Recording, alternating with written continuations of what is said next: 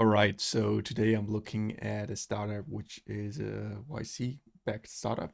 Um, why do I do that? Because I think there has been a lot of noise in the IDP market, and they've raised Series A. So congrats on this. And I think before that, they have released a new OCR method, or let's say call it model, which they also published on Hugging Face. And it's a drop-in replacement for OLM OCR. So what I'm going to do today is having a look at what they built.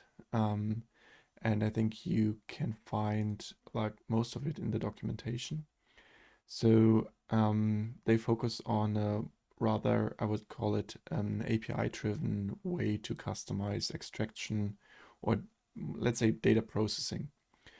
And they have a API interface which can be async and sync, which means you can use webhooks and you can also use it in a, let's say, more fast approach by uploading a document and retrieving the results directly.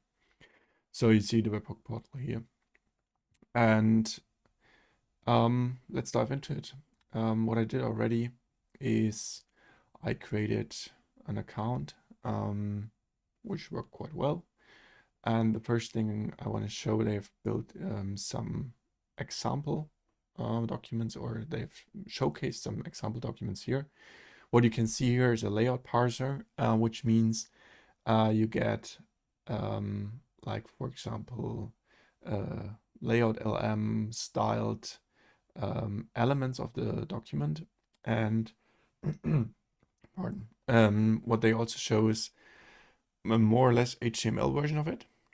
So you have like the tables here, you can mark them, and you can also customize the options about what you want to do. I'll dive into this.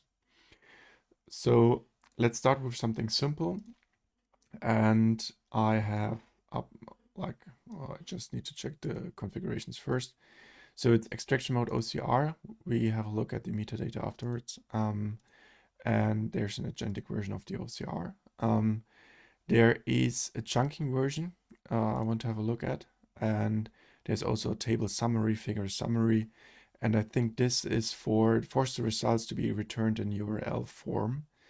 I think this is like for long documents where they use a webhook, or where you upload the results and then you get a separate URL you can retrieve results from. Also from what you get is like what the table format is. I think that's the one they only support via the API. So if you're using the open source model, which I just showed, you will probably not got the bounding boxes around the text.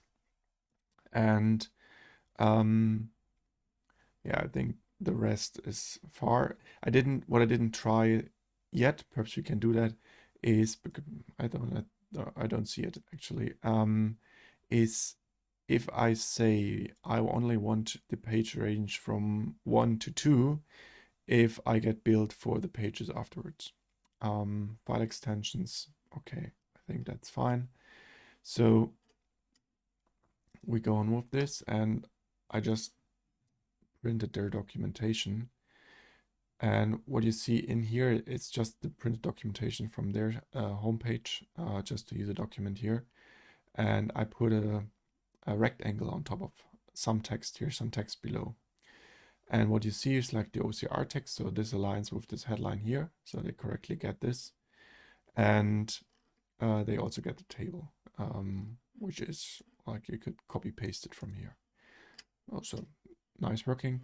What I do now is I change the results and I go to metadata, which means they're using the OCR, so the HOCR, which is embedded in the PDF file if it's digitally created. And I think they run it again automatically. And what you see now, I think this is reduction. So I put a rectangle on this, and below the rectangle, you still find the text. So this is a text which hasn't been there before. So this is a difference if you want to understand what OCR means. OCR means working on the images itself. And metadata means you're working on the text which is embedded in the document.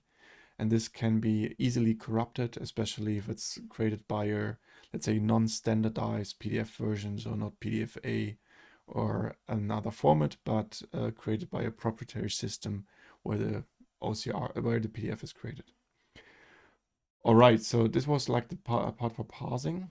I also want to show you what you can do with the extraction part. I think the splitting is not in here. Potentially it will come. I think it's available via the API. And I think it's quite like easy to use. You can have a schema here and you can auto-generate the schema. So let's try this. I want to extract the headlines. So let's say I want to do like a document parsing, and they are creating, I think, querying GPT. I don't know which GPT, Claude or OpenAI. And what they do is they use these standard, or let's say at the moment standard in the IDP market, where they use a name, a descriptive name, and also a description. So the main headlines from the content. Probably I can customize this and say, okay, I only want to get the H1 or the title. It's a string, so that's fine for me. And configuration options, let's have a look into this. Generate citations, I think it's the same as before. And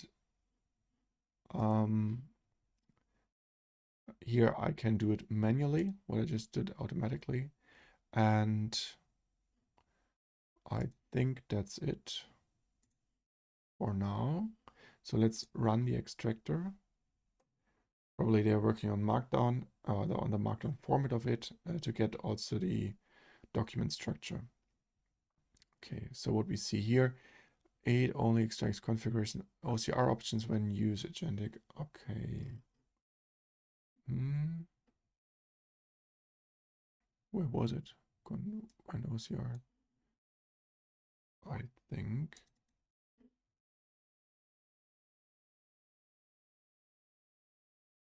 Okay. Configurations. So I think that's not the right one. Okay. Let me be simpler for the tool. So they have something which is called array, and there are multiple headlines. So perhaps this is the reason. Headline before a paragraph. I want to extract the headline before the. So what you can do here is you define an array, which means a number of elements that should be extracted. An array of strings. So let's run this again and see if this is working. Yeah, okay. So what we have now is OCR options. I think this is the first one here, then OCR mode. And then when you use agentic, right, correct. So I think you need to configure it. Let's try if this I delete it again. Just copy paste over. If this auto scheme can directly set that I don't want like one before I want to get all headlines for a paragraph, which means this auto-generated schema should detect that I'm actually looking for an array of strings. Let's see if this can create it. No, I think this auto-edit schema is just for individual, how they call it, individual elements. I don't know if they call it label or field, and it's required. And I think, can I remove the required? Don't know. Bit copy to the clipboard. Okay, and here I get, this is probably for the OCR use via API, which is just the JSON version of it. And if you look into the documentation, I think this is good to look at. Here in the documentation, you also find the extract, and the extract you can build pipelines. And I think they have the schema here. So you can define the schema for one document type. So you can split the documents before you process with the extractor. And they also provide, at least they say, different LLM configuration options. I think they're using a third-party system for building the documentation. But if you used, I don't know, I think it's not their fault. But I think the documentation allows you to say, give me the content of the file. It's because it's protected, at least it says, but I think the LLM has access to it. So it seems like they are providing different model versions and improve LLM router fixes for OpenAI. So it looks like they are using OpenAI and they're using Stripe for payment processing. I don't know, Light LLM, I don't know by heart if this is, I don't know, perhaps this is what they are using, could be. Could be, I don't know yet. Okay, let's go back to this one. No, I just want to go back to the documentation. And let's do the same for the on-prem documentation. Give me the content of the page. So what they're doing here is they have,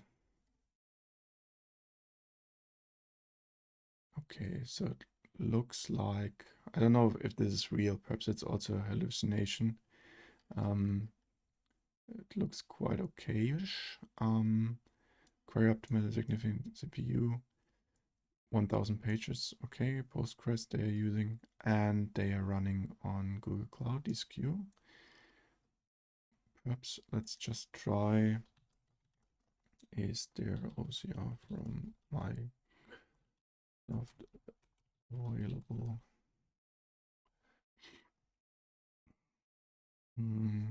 Based on the documentation, I don't see any specific. I don't know if this is real.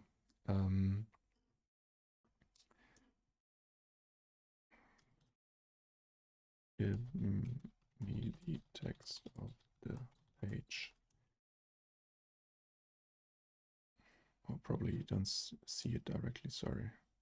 Just moving me up here. Okay.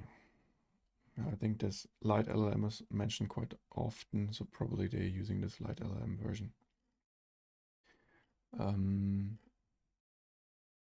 Okay, so that's it. I think it's a really cool tool to use.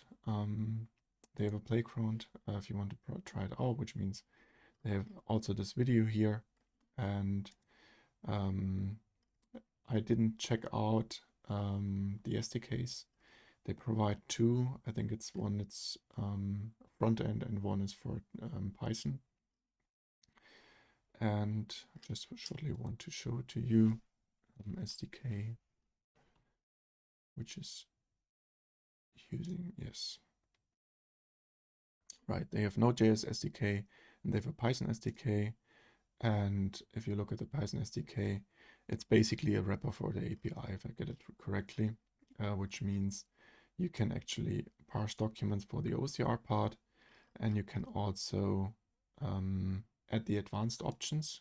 The advanced options you get if you're logged into your account, then you can actually go to configurations, and they have a nice way to copy this. So if you click on here, you copy the, just showed you in the interface.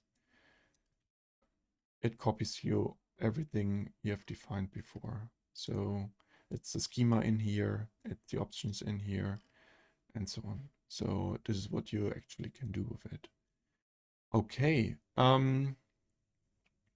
Side note, I had a look at their pitch deck, which is the old pitch deck, was like the first round where they raised. And always interesting to see like the big ecosystem YC has built up. So Layer, I think they have a different name now.